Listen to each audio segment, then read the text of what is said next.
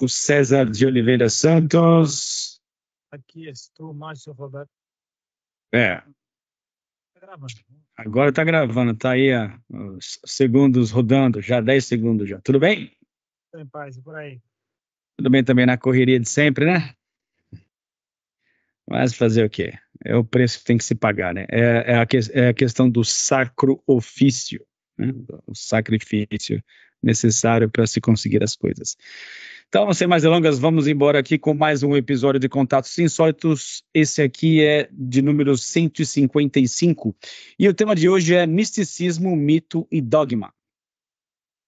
Bom, ah, parece que o seu volume tá baixinho ou é impressão minha? Alô, alô, câmbio. Ah, agora voltou, parecia que estava mudo ou muito baixo demais. Acho que agora voltou. Bom, vamos lá então, misticismo, mito e dogma. Cara, essa temática surgiu, acho que em um dos 4.327 vídeos já assistidos do Bernardo Castro. E aí, em determinado momento, eu tava sem inspiração, cara, tava difícil. Aí, nos 45 do segundo tempo, ouvindo ele falou, acho que uma sequência de frases ali, falei, nossa, isso aqui dá um bom tema. E aí, a partir disso, foi gerado esse texto descritivo que eu passei para você, e como sempre, você aceita, nunca diz não na sua sana insanidade, né, de sempre. Tá, na verdade, eu já digo sim, depois eu leio. E, se é que lê, né? Então, vou explicar, né, o que o Bernardo Castro estava falando nesse vídeo, e aí depois, né, nessa entrevista, na verdade, e aí depois eu vamos, né, passo a bola para você já fazer os seus comentários, a gente engrena a partir deste ponto. Que é o seguinte, normalmente a gente confunde esses três conceitos, né, que é o misticismo, o mito e o dogma. Principalmente no mundo ocidental, onde a exploração do mundo subjetivo em comparação com o Antigo Oriente, por exemplo, é bastante precária, né? Quase inexistente. Então, acho que é legal primeiro diferenciar esses três aspectos, né? Essas três formas da gente encarar certas questões, e aí depois, em cima disso, a gente trabalha em cima de uma separadamente. Então, o primeiro ponto que eu acho que é importante aqui ressaltar é o misticismo, né? O que seria o misticismo? Bom, você vai encontrar várias definições na internet, nos dicionários da vida, aí, claro, mas a gente poderia, a grosso modo, dizer que é a experiência direta com o transcendental, ou seja, a nossa experiência direta com algo que se encontra para além do intelecto, se encontra para além da nossa forma de encarar normalmente a realidade, né?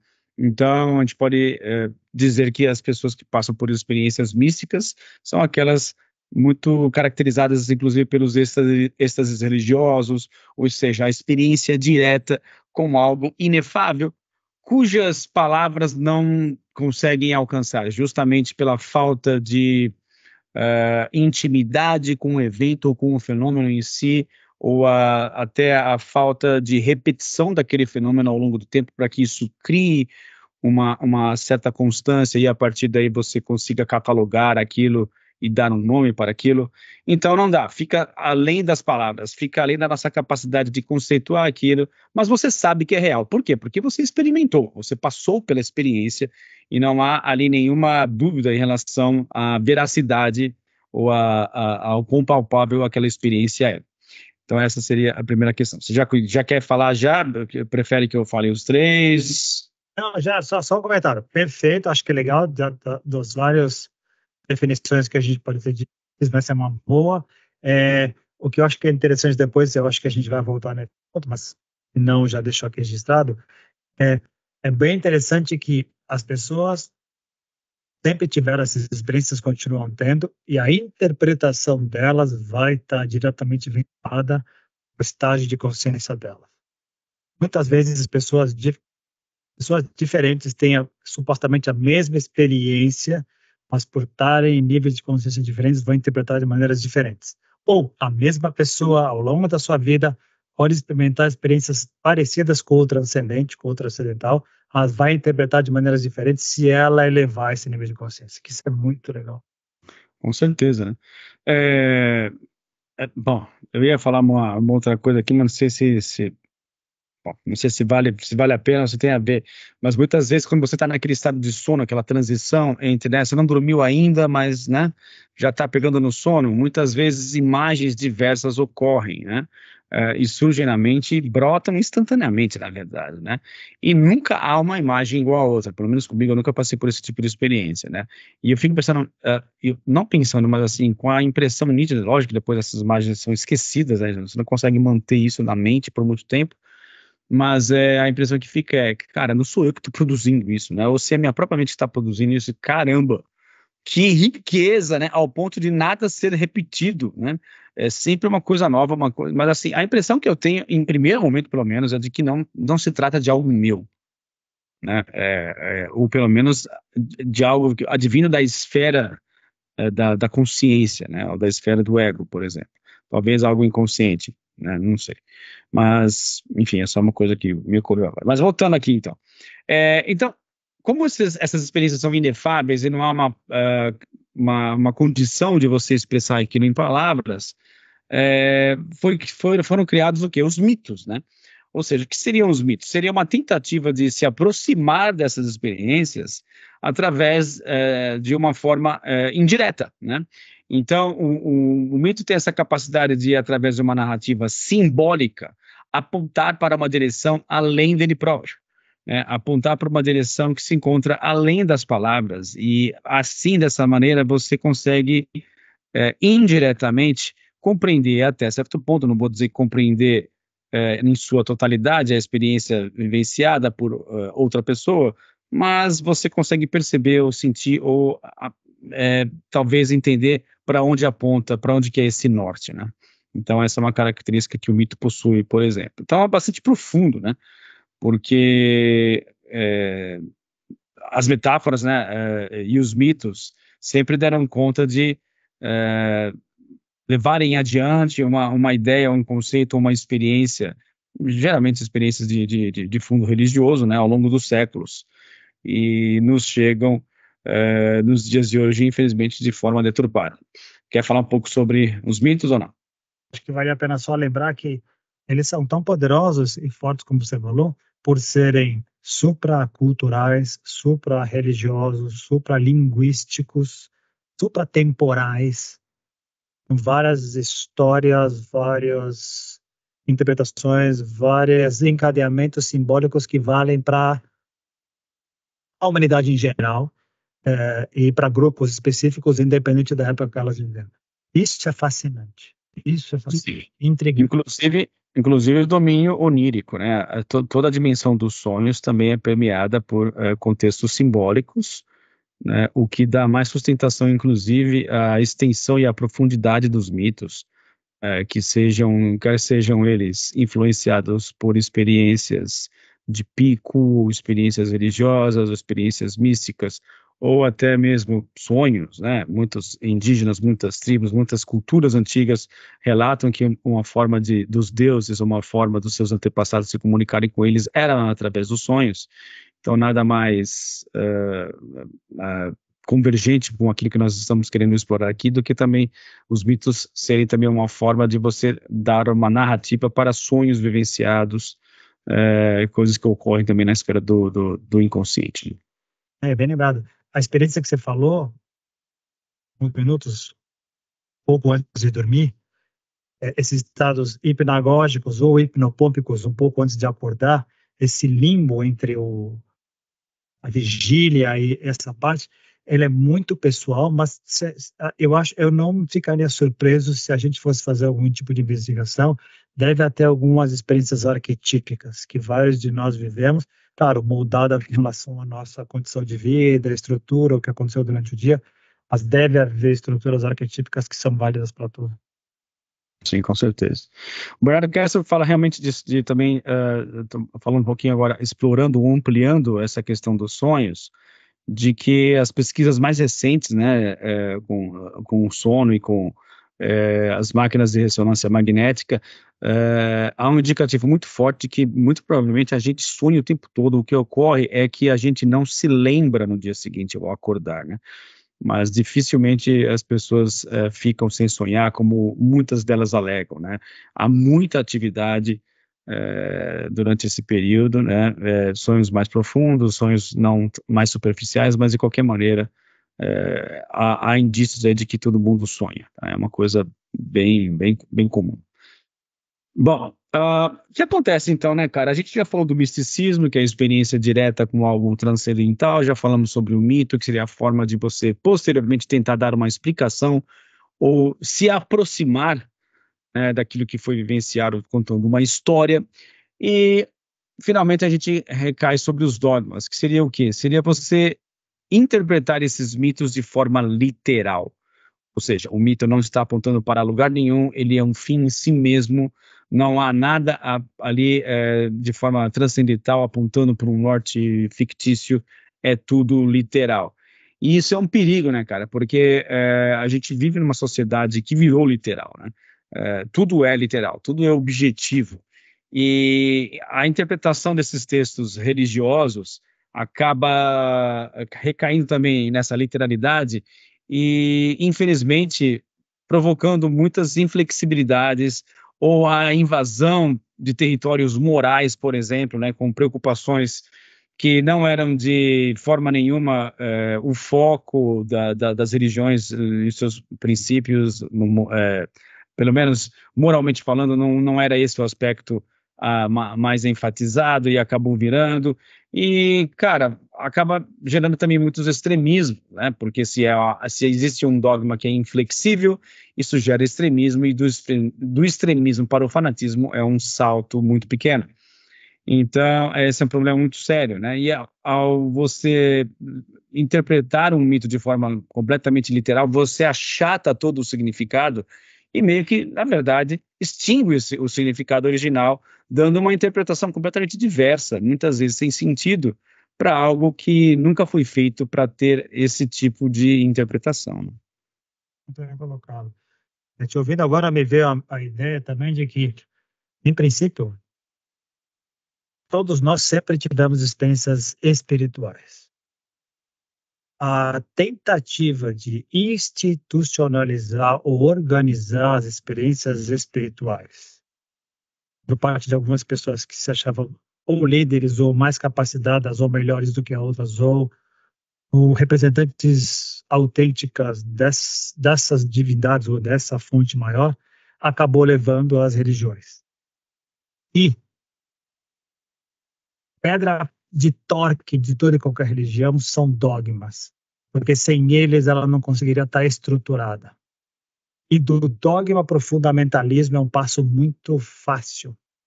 Por quê? Porque é a única maneira, talvez, de restringir, poder deixar com que aquele grupo de pessoas consiga se ater e ter uma espécie de membrana e que a divide que delimite o espaço entre nós e eles. E a partir daí a gente pode ir em todas as esferas. Você falou, acho que foi uma frase sua, tudo hoje é literal, tudo hoje é dogmático.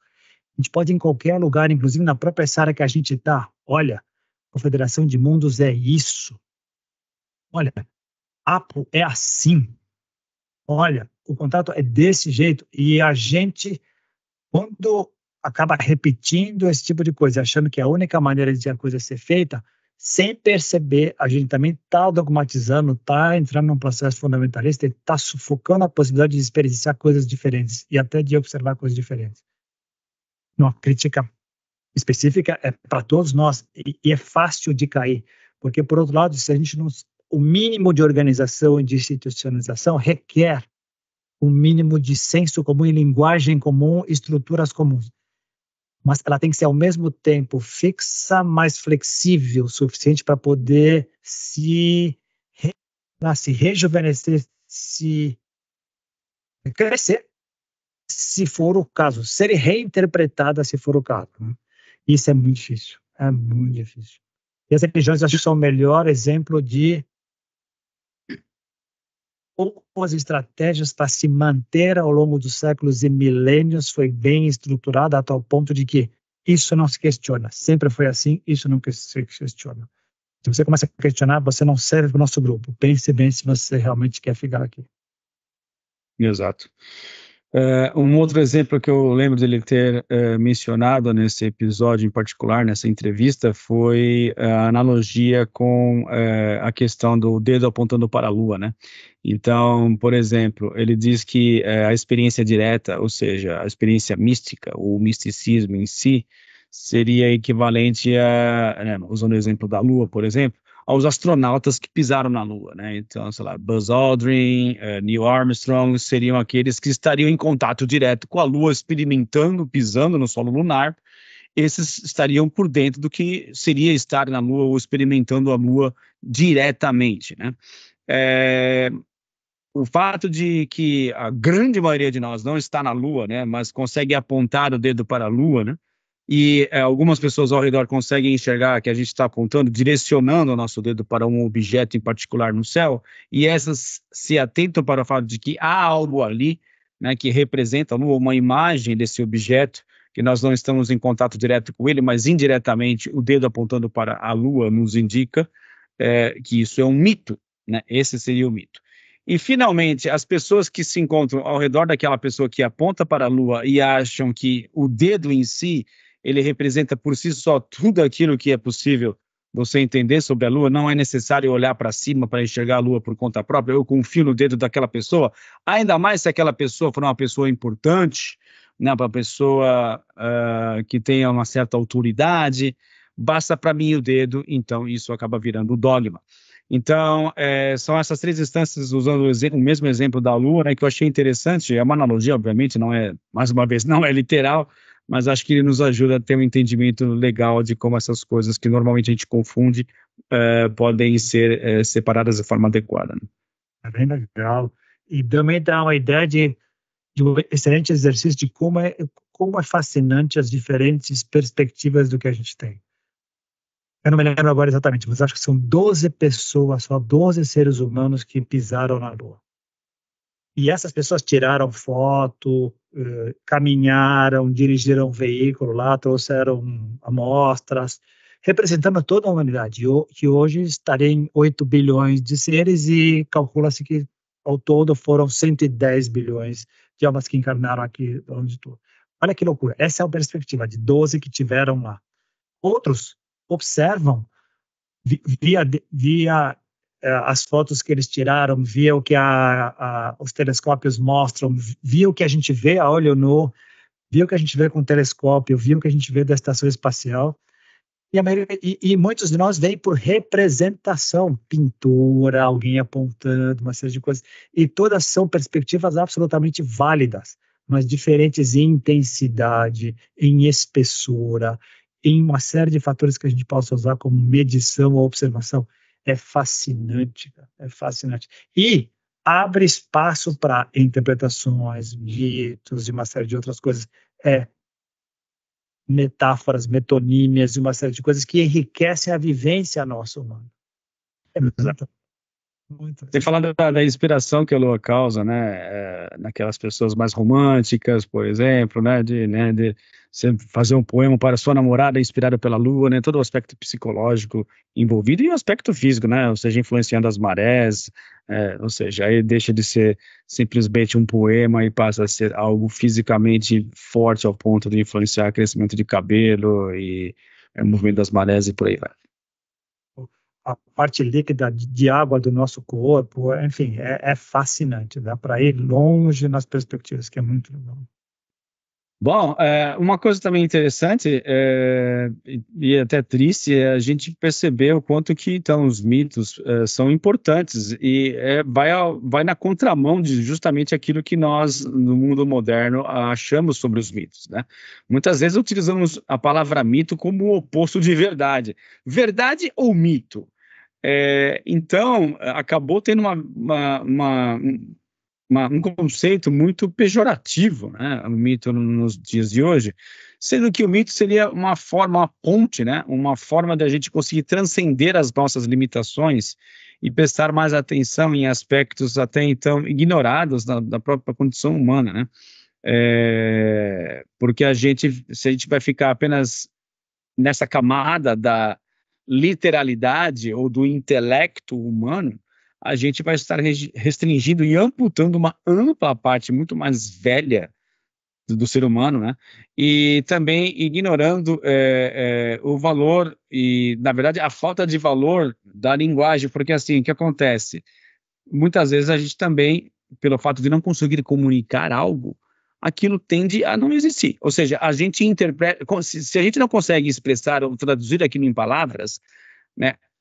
O cara, a pessoa que está do nosso lado, tende a não acreditar na gente. E a gente mesmo, com o passar do tempo, se não conseguir colocar isso no papel, não conseguir escrever, não conseguir anotar, tende também a encarar aquilo ao longo do tempo como algo assim não tão concreto e até a negar a nossa própria experiência com a passagem do tempo. Isso é muito louco, ou seja, como é que a nossa incapacidade de descrever tudo com palavras, e isso é bastante natural pelo fato da linguagem ser um evento recente na linhagem humana, né? Ou seja, pega aí 200 mil anos, né, de seres anatomicamente semelhantes a nós, e aí por volta de 30, 50 mil anos, somente nessa faixa aí, que é muito mais recente, é que a linguagem simbólica surgiu e a capacidade de expressar através da linguagem veio à tona. Como é que nesse período de tempo, que é um piscar de olhos, um mero piscar de olhos ao longo da existência humana e mais ainda ao longo da existência da vida nesse planeta, poderia dar conta de ter um vocabulário rico ao ponto de conseguir descrever tudo aquilo que seria passível de ser vivenciado? Naturalmente, não há essa condição. E mesmo assim, a gente prefere ignorar, virar as costas para esses eventos, porque se não dá para ser descrito, então não existe, é a alucinação. Poxa, muito bom esse resumo. Eu fiquei pensando agora, nunca saberemos, mas a gente intui. Provavelmente no começo da linguagem, ela deveria ser eminentemente literal para tentar descrever o que estava acontecendo e até como questão de sobrevivência. Deve ter feito parte da evolução como questão de sobrevivência, as diversas pequenas comunidades poderem descrever literalmente como era o ambiente que elas estavam vivendo para poderem sobreviver ali. E algum tempo depois, ou em paralelo, surgiu a linguagem simbólica. Mas acabou, o que eu acho que aconteceu, e depois o iluminismo veio a reforçar isso, a linguagem literal, calcada na vida material, acaba prevalecendo porque ela é de uma experiência imediata e mais comum a todos.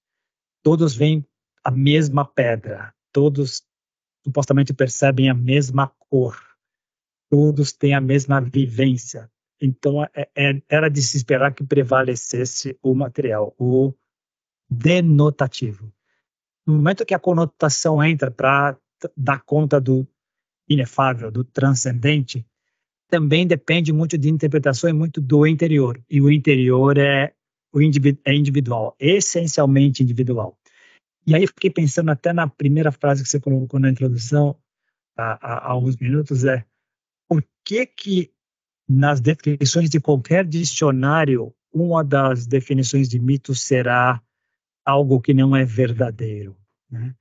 Talvez para as histórias que se contavam antes, que acabaram se perdendo quando, no momento em que a ideia era contar uma história para apontar para algum tipo de realidade arquetípica vivenciada por todo mundo, ela em si não era verdadeira, mas porque a intenção dela era apontar para alguma coisa, para algum tipo de conhecimento. Pegar isso e dizer isso não faz parte da realidade, portanto é falso, era um passo, pensando agora, natural. Natural. E é legítimo. A gente, sem querer, acaba caindo nessa armadilha muitas vezes. Isso é, na verdade, isso é um mito. Saci Pererê é um mito. Nunca aconteceu, né? E eu acho que é isso. É por essa facilidade, pela dificuldade de poder levar concomitantemente as linguagens conotativa e denotativa. E na dúvida, ou quando a gente se sente acuado, a gente tende a cair naturalmente para o material, porque é o nosso porto seguro. É onde eu me sinto bem. E mais, o teu interior eu só vou saber se você me contar. E mais, e se você me contar, e você pode mentir para mim. E mais, você pode se auto-enganar. Às vezes você tem toda a intenção do mundo de ser verdadeiro, mas você se auto-engana, porque a gente faz isso sem perceber. A gente é vítima dos nossos, já falamos sobre isso, nossos vieses, nossos enganos, não é totalmente confiável, né? Então, seria natural esse tipo de conflito, que é fascinante, que é fascinante. E que é uma das causas dos muitos mal-entendidos que nos dificultam nos comunicarmos. Dúvida.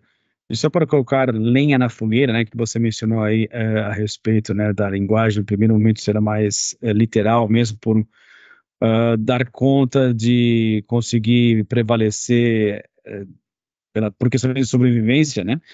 É, existem achados arqueológicos recentes falando que foram encontrados flautas, ou seja, ossos com furinhos que seriam flautas em algumas cavernas da Europa, né? Acho que na Eslovênia, se eu não me engano, é uma delas. Na Alemanha, acho que é uma outra. Não vou lembrar a terceira, em algum outro lugar, mas enfim. E o que acontece? Qual que é o problema aí? Era de se esperar, né, como você gosta de dizer, que as primeiras invenções, digamos assim, pudessem dar conta de garantir a sobrevivência a qualquer custo, né, em um tempo em que sobreviver, estar né, sempre sob ameaça, seja das intempéries, dos animais, doenças, qualquer coisa assim, deveria, na nossa cabeça ou no nosso entendimento, né, olhando para trás, ser a prioridade número um. E não, tem lá a invenção de uma flauta que, né, como é que você assoprando, né, colocando o ar para dentro de um objeto cilíndrico com furos, produzindo um som como resultado, poderia estar ligado à sobrevivência, né? De forma nenhuma. Então, parece, né, a gente deduz que, assim, mas parece que tinham mais coisas em jogo do que simplesmente essa dedução de que né, a invenção do fogo foi realmente algo, invenção do fogo não, na verdade a descoberta do fogo e o domínio sobre o fogo foi algo estritamente relacionado com a sobrevivência, ou até, né, como nós exploramos em um episódio aí algum tempo atrás, aquela ideia, né, do macaco chapado, né, ou do primata chapado, que de repente, né, um primata um pouco mais ousado tem experimentado aí, resolvido achar que aquele shimeji bonitinho que estava lá no chão poderia ser um alimento saudável, e isso, na verdade, gerou uma explosão de experiência dentro da mente daquele primata, e isso possa ter causado alguma espécie de efeito, já que a mente, ou a extensão, o corpo, na verdade, é a extensão da mente, o cérebro seria uma extensão da mente, se isso não poderia ter uma influência também na formação tão rapidamente assim da massa cerebral que hoje nós possuímos, né? Então, só para colocar mais lenha na fogueira aí. Legal. É mais, por que é tão comum nas culturas asiáticas milenárias de 2, 3 mil anos a figura do dragão? Fantástico. Qualquer coreana, japonesa, chinesa, mongólica. Verdade. Fascinante. E mesmo no México, né, aquela ideia da cobra alada, né, a gente poderia também interpretar como, poderia ser também dragão, isso? E está bem do lado de cá. Tem lá, tem na cultura mesoamericana, mas não tem o dragão, mas tem a cobra alada. Então, eles estariam vendo alguma coisa, porque uma das interpretações nossa da chamada arqueologia, hoje eu vi esse termo hoje, que eu achei legal também, do paleocontato. Eu tinha pensado nisso. Paleocontato. Pô, meu amigo Renato Longato usou esse termo. Uma das ideias eles estavam vendo e tentando descrever aquilo que eles estavam vendo, mas como era inefável, botaram lá um dragão voando, uma cobra voando. Estariam vendo literalmente ou foi uma dessas experiências que eles tiveram interpretando daquele jeito? Uma das coisas que eu aprendi recentemente é quando a gente tem a dúvida se ou isso ou aquilo outro, provavelmente foi todas em momentos diferentes e cada cultura foi modelando de acordo com o seu processo evolutivo, né? Há também uma coisa também muito comum de nossa parte, que é menosprezar ou simplificar o estilo de vida de nossos antepassados, né? Você tem aquela caverna de Chavô, que tem lá aqueles desenhos... Lascaux. Aqueles desenhos super sofisticados, né? Que para um período assim que você fala, peraí, né? Não era para ter uns desenhos assim tão sofisticados, tão complexos assim, numa parede de uma caverna, né? Tem de um nível assim realmente de obra de arte mesmo, né? Em que você fala assim, eram tão primitivos assim, do jeito que nós presumimos, ou seres capazes de produzir desenhos assim tão sofisticados também tinham essa sofisticação dentro de sua psique, ou seja, sua mente já estava em um estágio apto a estar capturando instâncias da realidade subjetiva de uma forma bastante, e talvez até mais do que a nós, vivendo agora apenas no mundo objetivo, no mundo da materialidade. Será que eles também não tinham acesso mais facilmente a esse universo, justamente por não terem essa, posso dizer isso, essas amarras ou essas limitações típicas da mente racional que diz isso não pode estar acontecendo, isso é uma inverdade, isso é impossível e por aí vai, né? Sim. Indo além, também não tinham as amarras e os problemas de distrações que a gente tem hoje. E mais, usando uma frase que seria um ótimo título para um livro do Benítez ou do von Däniken, assumindo que existiram outras civilizações que vieram, chegaram ao auge, sucumbiram, haveria memórias desse tipo de coisa, haveria desse tipo de existência, haveria resquícios que foram usados por outras pessoas, manufatura, as construções que foram vidas. De onde vem Atlântida? De onde vem a ideia de Atlântida, do mito de Atlântida? Só um devaneio ou uma lembrança de algo real que foi depois embelezada e depois transformada? Mesmo porque, uma das coisas que a gente vem aprendendo, a memória individual ou coletiva, ao contrário do que a gente pensava, não é um videotape, ela é uma recriação. Mas alguma coisa do original acaba permanecendo. Ela é recriada, mas alguma coisa do original fica permanecendo. De onde vem esse tipo de coisa? Igual, continua sendo fascinante. Uma das decepções, entre aspas, que eu acabei tendo era no processo de começo de vivência de grupo de contato, uma das coisas que eu achava que ia acontecer é, bacana, um dia os extraterrestres vão sentar com a gente e vão colocar numa tela em algum lugar a história da humanidade, porque eles devem ter filmado tudo aquilo, nós vamos ver exatamente o que aconteceu. Isso vai acontecer antes de eu desencarnar. Não, não será assim. Não, nada indica que será assim. Nada indica que houve uma história. Nada indica que será nada indica que houve uma gravação em áudio, vídeo, imagens. Nada indica que aconteceu assim. Nada indica que houve apenas uma humanidade que teve aqui. Nada indica que só tem um visitante nos olhando e sendo responsável direta ou indiretamente pela nossa existência. Todas essas possibilidades estão abertas e elas podem ser verdadeiras concomitantemente. Elas não se anulam. Geralmente é o caminho mais seguro, né? Ao invés de optar por um extremo ou outro, né? Tentar ir pelo caminho do meio, né? Eu diria o grande Siddhartha Gautama e abarcar tudo, né? Inclusive os extremos, né? Dos dois lados. Cara, então assim, eu acho que é interessante a gente mencionar também que alguns mitos também carregam essa conexão com os sonhos, como algumas tribos indígenas, por exemplo, que mencionam que Deus, né, o Criador, seria na verdade um ser que teria sonhado e adentrado dentro do seu próprio sonho, né? Isso parece ser um mito comum também com outros povos do Oriente que tem mitos semelhantes, né? Assim, como é que é isso? Deus seria um ser que estava sonhando, né? E adentrou dentro do próprio sonho. Acho que também tem na própria filosofia hinduísta, não sei se é Indra, agora não vou lembrar, cara, deu um branco aqui, ferrado, que também com uma história semelhante de estar sonhando, né, e aí depois adentra dentro desse sonho e aí aparece a questão do ovo cósmico, eu não vou lembrar agora exatamente, mas enfim, há certas semelhanças, inclusive, com essa história do sonho, né?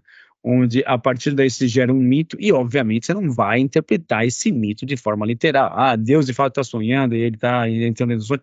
Mas, olha que interessante, se a gente pensar que, por exemplo, no cristianismo, se Deus é o meu pai, né, e aquela história que nós criamos aqui, não lembro agora o número do episódio que foi, né, que é a redenção divina, né, que Deus era um Deus tirano em princípio, e depois ele percebe que estava fazendo uma série de, entre aspas, burradas, a maneira dele se redimir seria o quê? Encarnar aqui para perceber como é que ele ia sentir na pele as coisas que ele estava provocando em suas criaturas.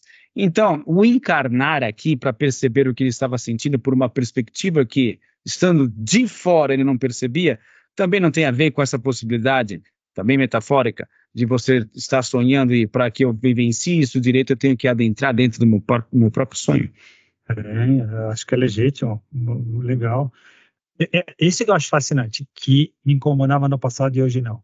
A gente tem direito e fica muito mais rica a vida, apesar de mais complexa de ser entendida, quando a gente abre o espectro de possibilidades e tenta avaliá-las e colocá-las num grande mosaico. Outra possibilidade, pode ser que Yahvé não tenha nada a ver com Deus de Jesus, não tenha absolutamente nada a ver com algumas pessoas colocam. E voltando à questão do sonho, a ideia do sonho de Brahma e tal, não só, além do mito do Deus, essa divindade sonhando que está sonhando, mas também tem a ideia de que a divindade sonhou com o universo. Todo o universo e a vida não passa de um sonho de Brahma, do Tao, de uma série de outras coisas. O que a atual ciência, como é que a atual ciência interpreta isso hoje? Uma matrix. O que é a matrix? Algum tipo de entidade poderia ter criado todo esse arcabouço e não vai usar como sonho, porque sonho é uma coisa meio subjetiva demais para o mundo materialista, científico, mas Matrix. Estamos numa Matrix. Alguém de fora controlando. Não deixa de ser. O componente onírico sempre está aí. Sempre nessa franja da vigília e da não vigília. Né? E, de novo, o quão real é cada um desses estados vai depender do conceito de realidade que a pessoa está analisando. Porque se você está experimentando, é real. Uma alucinação é real enquanto fato, não enquanto conteúdo, mas enquanto fato ela é real, ela está acontecendo. E, aliás, as alucinações acontecem o tempo todo. Então, realmente, o nosso conceito de real ele é bem restrito, ele é bem limitado. A gente precisa ampliar esse conceito, né? Cada vez mais. E, de novo, seria de se esperar que as pessoas se sentissem mais seguras no conceito de real, em que elas possam tocar, usar os 5 sentidos físicos e compartilhar imediatamente com quem está do lado. É natural que assim seja. Porque a partir do 6º sentido, a coisa começa a ficar turva, a coisa começa a não ser tão comum a todos nós. Saem as membranas, saem as bordas, saem as limitações. E é natural que as pessoas se sentem seguras. Perfeitamente compreensível. E aí é legal, deixar bem claro, legal, mudou o domínio. Então, alguns tipos de tentativas de conhecimento nessa outra área não servem. Então, não me venham com trenas, não me venham com termômetros, não me venham com aparatos científicos para os 5 sentidos, porque lá não vai funcionar. Agora, pelo fato de esses seus equipamentos, essa sua maneira de interpretar não servir para que se entenda como lá funciona, não significa necessariamente que aquele lá não exista. E você está falando aí da Matrix, né, cara? Me lembrei também daquela cena icônica quando um dos personagens, não vou lembrar o nome agora, mostra uma loira de vestido vermelho dentro da Matrix. E aí ele fala pro Neo se gabando, né? Tá vendo aquela loira ali? Fui eu que criei, né? Então, e ele tava falando que, né, justamente nessa cena, eu acho, ou se não é nessa cena, posso ter me enganado, que Morpheus menciona que as pessoas dentro da Matrix lutam para se manterem dentro dessa Matrix desesperadamente, né? Então é o que você está mencionando agora sobre a realidade consensual, ou seja, as pessoas vão se sentir mais seguras se eu fico preso aqui na realidade consensual, porque pelo menos eu vou estar dividindo isso com alguém, essa pessoa vai estar concordando comigo e isso me deixa num plano um pouco mais seguro para que eu comunique essas coisas, para que a gente troque ideias, mas a partir do momento que eu vivencio uma coisa fora da curva, algo insólito, que normalmente as pessoas não vão passar por uma experiência assim, a dificuldade é muito maior de comunicar aquela experiência, e pior ainda, se eu comunicar isso para os outros, o que eles vão achar de mim?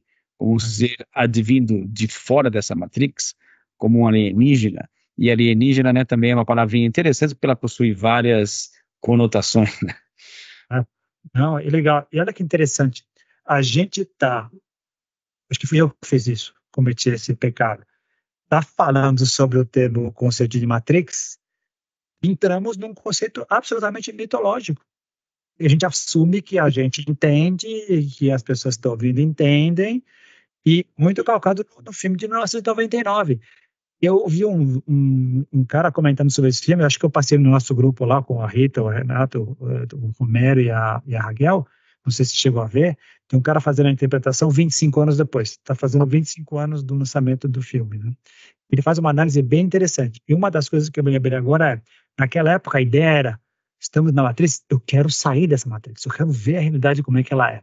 Ele diz, 25 anos depois, as pessoas querem entrar na Matrix. Elas não querem a realidade, elas querem ficar na Matrix. Me engana que eu gosto, eu não aguento tranco. Eu não aguento tranco. Mas, Então, e aí é justamente eu quero ficar vinculado aos dogmas, me manter dentro dos dogmas, não me tire dos dogmas, não me mostre o mito. e hoje, graças às redes sociais, uma série de coisas, eu posso criar dogmas pessoais e para mim, para minha tribo, e ficar mais ou menos seguro ali. Não venha me incomodar, eu consigo resolver bem ali. Fora dali é um terreno meio perigoso, eu não me sinto à vontade. Então, me deixa quieto no meu canto aqui. Deixa na minha verdade. Não questione a minha verdade. Exato. Você vê que acaba percebendo que é muito mais, mas muito mais mesmo um fenômeno psicológico, porque na verdade você está lidando com algo objetivo, externo, que esteja ali, né? É um fenômeno completamente psicológico, né? Me mantém aqui nos meus dogmas, no meu clube, com o meu time, com o meu grupo, e eu vou proteger esse grupo com unhas e dentes, porque essa, obviamente, é a realidade última, né?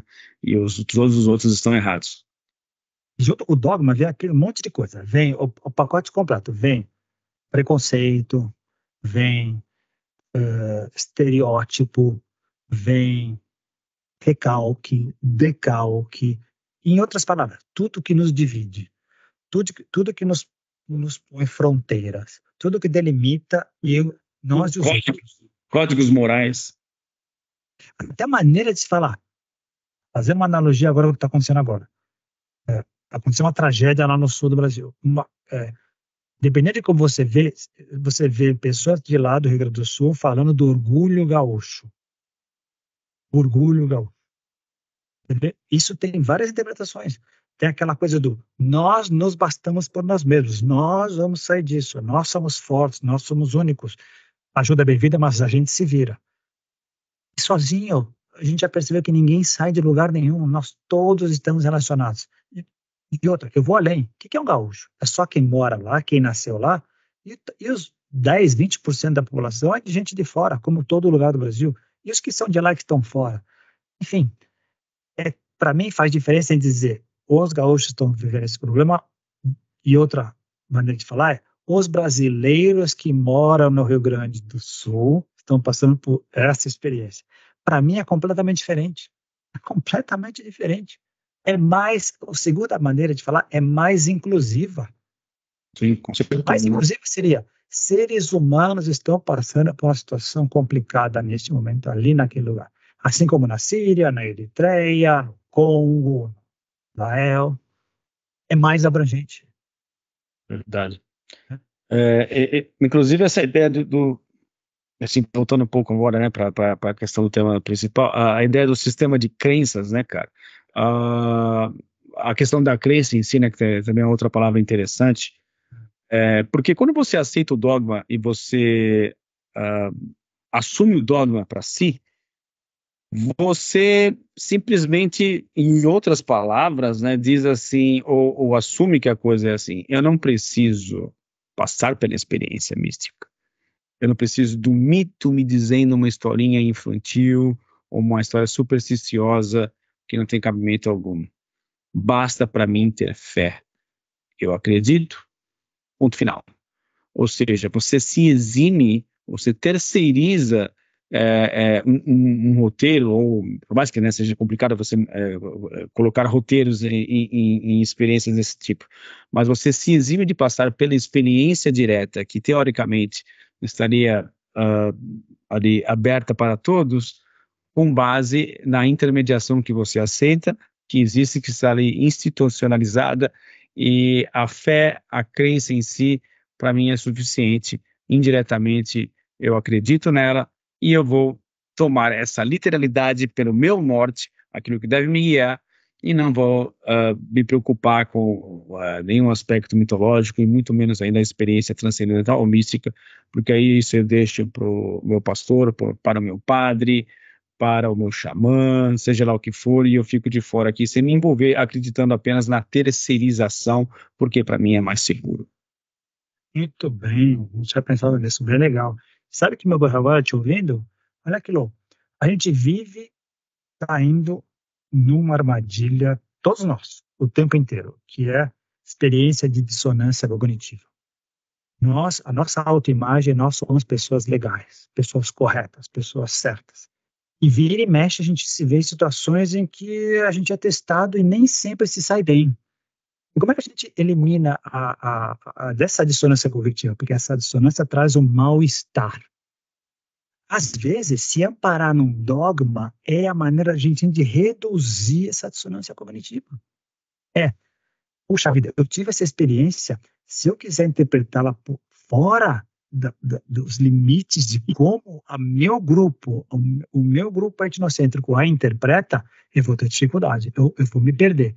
Então, deixa eu interpretar da maneira como me disseram que é assim que funciona. E se eu disser que foi assim e vai ser interpretado assim, eu serei bem-quisto dentro desta comunidade. Talvez, se eu me atrever a falar outras coisas e quiser dar outros tipos de interpretação, eu não seja bem visto, eu não seja aceito.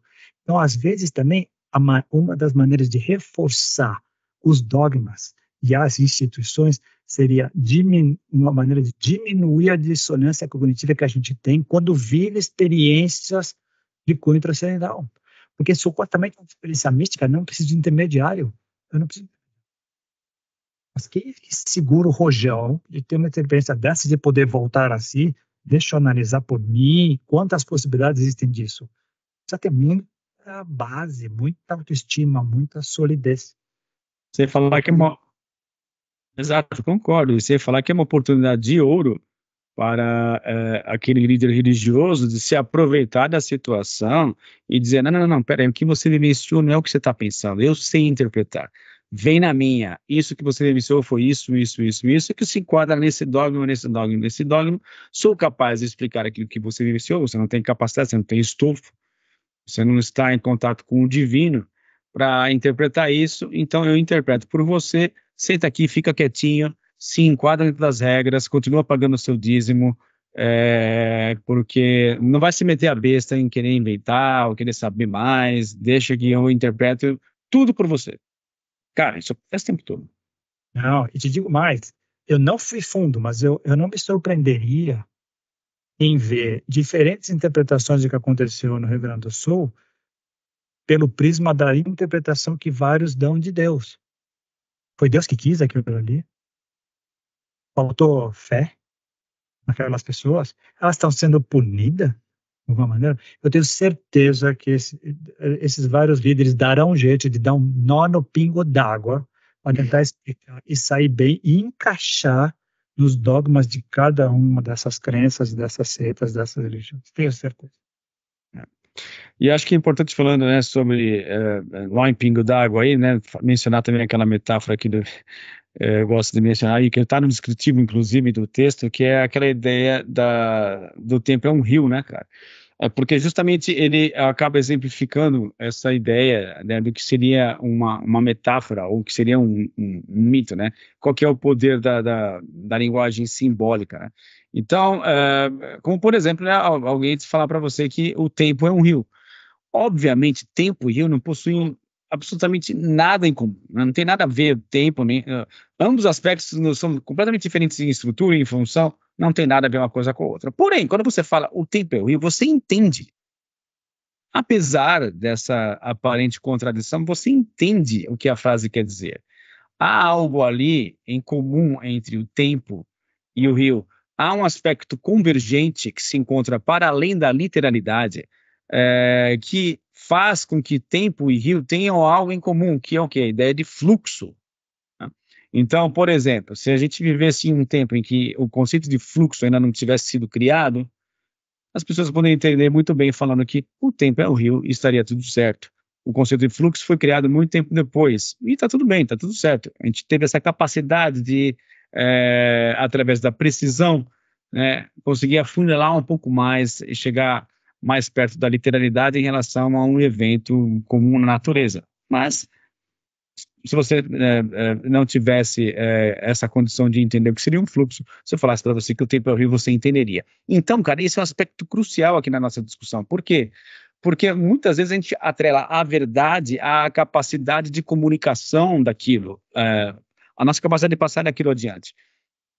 E também a verdade, muitas vezes vinculada simplesmente à questão determinística de você colocar algo dentro de um laboratório e examinar sob todos os ângulos, analisando toda a composição química de um objeto, sendo que muitas vezes, de forma simples, não simples, mas de forma simples, né, de forma mais direta, de forma mais intuitiva, assim, digamos, você tem acesso à verdade também.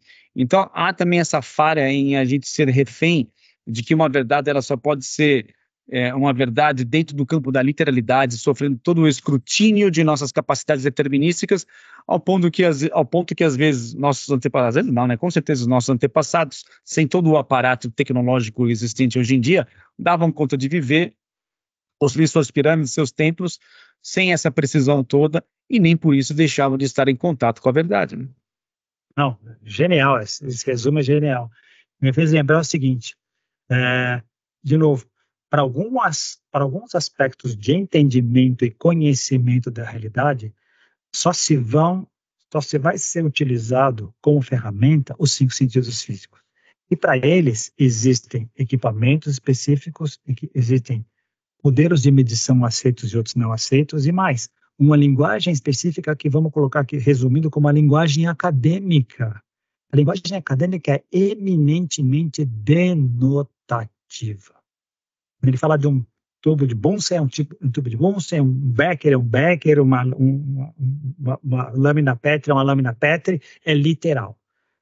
O problema é que a vida vai além dos 5 sentidos físicos, e aí nós criamos, isso é genial da humanidade, nós criamos a linguagem conotativa, as metáforas, as metonímias. E muitos de nós, isso é o mais fascinante, não só que nós fomos capazes de criar, mas transcendendo gerações, culturas, línguas, uma série de coisas, nós conseguimos nos entender. Você deu exemplo da ideia do fluxo, mas eu vou uma parte mais simples, que é uma criança de 6 anos talvez não entenda a metáfora o tempo é um rio. Aos 3 anos, se tiver lido e tiver experimentado algumas coisas, ela vai conseguir captar o famoso ahá, o momento ahá. O que é fascinante, quão fascinante é quando uma pessoa conta uma piada, em que naqueles milissegundos nosso cérebro faz essa associação conotativa e dá graça. E a gente sente graça e a gente consegue rir, todos conseguem interpretar da mesma maneira. Isso é muito legal.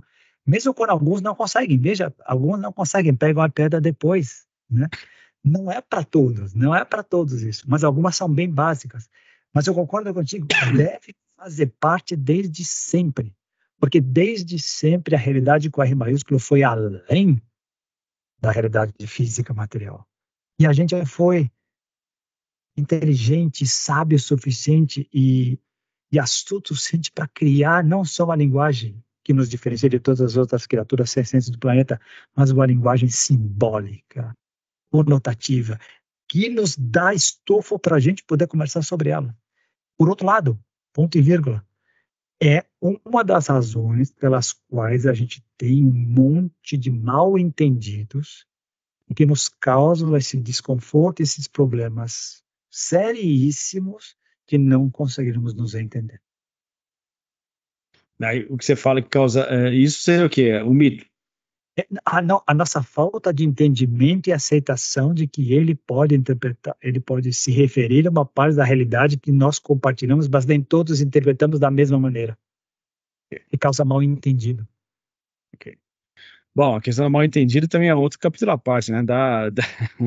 Dá um episódio inteiro para falar sobre isso, né, cara? Porque a gente vive um momento em que, né, as comunicações pelo celular, né, são bastante complicadas em relação a gente não conseguir passar a nossa comunicação adiante e nos fazer ser entendidos, né, em situações diversas, envolvendo rapidez, pressa, está com a atenção dividida, e aí você manda uma frase não muito bem elaborada, ou fora de contexto, e essas coisas geram muita confusão. Então é um capítulo à parte que a gente teria que discutir e analisar com bastante calma, né, cara?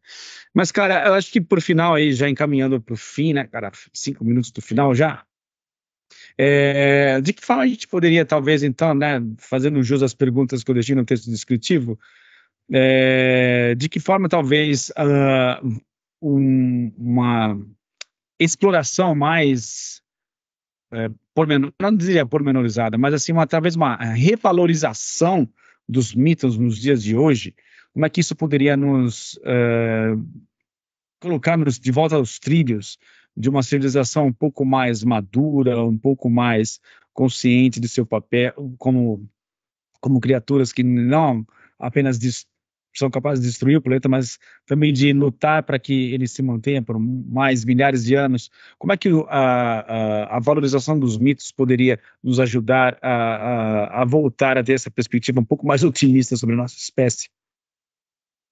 Uma pergunta de 1 milhão. Vamos lá, vamos loucura.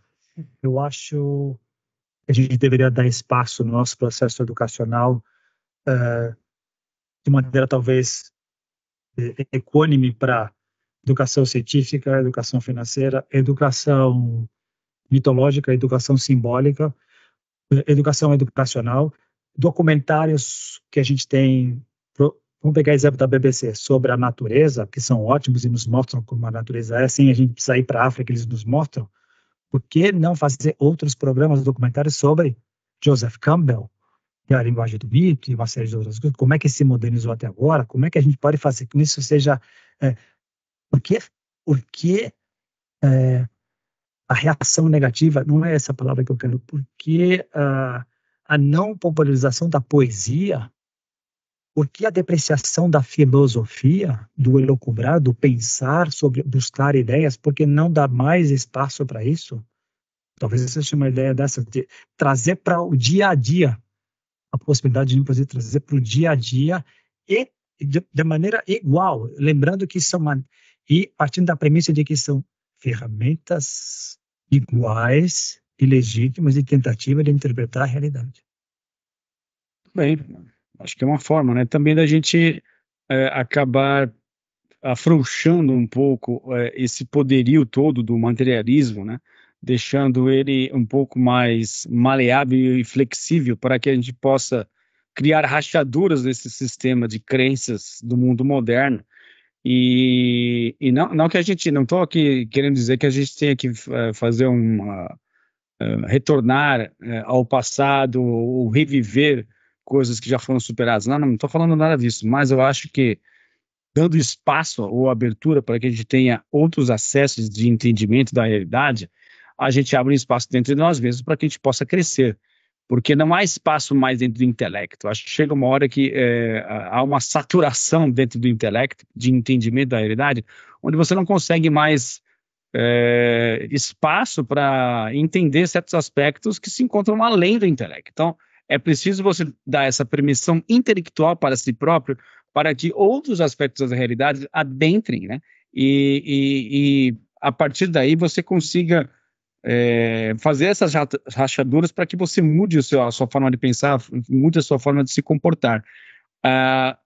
Esse advento relativamente novo, por exemplo, dessa redescoberta da ayahuasca, executivos, pessoas que vivem nas grandes cidades, viajando para as selvas dos Andes, para ter encontros com xamãs e submeter a experiência, é uma forma de você causar esse afrouxamento, né?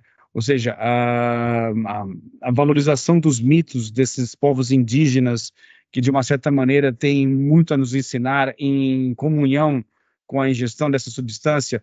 Então, eu acho que os mitos também acabam sendo válidos também para que esse adentramento nos aspectos mais profundos da psique humana possam ser estabelecidos o quanto antes, porque acho que somente nessa direção que a gente vai conseguir ultrapassar esse momento tão complicado que a gente está vivendo. Não, muito bem colocado. Eu acho que nunca teve tanta popularização como agora, nunca teve tanto espaço como a gente está tendo agora. E a maneira de conversar seria sempre essa ideia de que, legal, esse seu ponto de vista é válido, explica a parte da realidade, mas vamos tentar ver por outras perspectivas, não só a parte cognitiva, vamos tentar olhar pelo lado emocional, pelo lado espiritual, pelo lado histórico, pelo lado sociológico, pelo lado filosófico, vamos tentar ver por outras perspectivas a mesma realidade, a gente só tem a ganhar. Então, seria a tentativa de fazer um convite. Não cair na armadilha da imposição também, né? Fazer um convite. Muito bem. Então, eu convido você a terminar aqui esse episódio, porque finalmente chegamos ao final. Passamos aí mais de 1 hora, que é a proposta desse projeto que nós temos, que é o Contato dos Insólitos. Muito obrigado por mais um episódio impecável, participação sempre muito valiosa, e até a semana que vem. Valeu, um grande abraço. Perfeito, Carlos Roberto. Muito abraço. Valeu. Então, até mais. Tchau, tchau.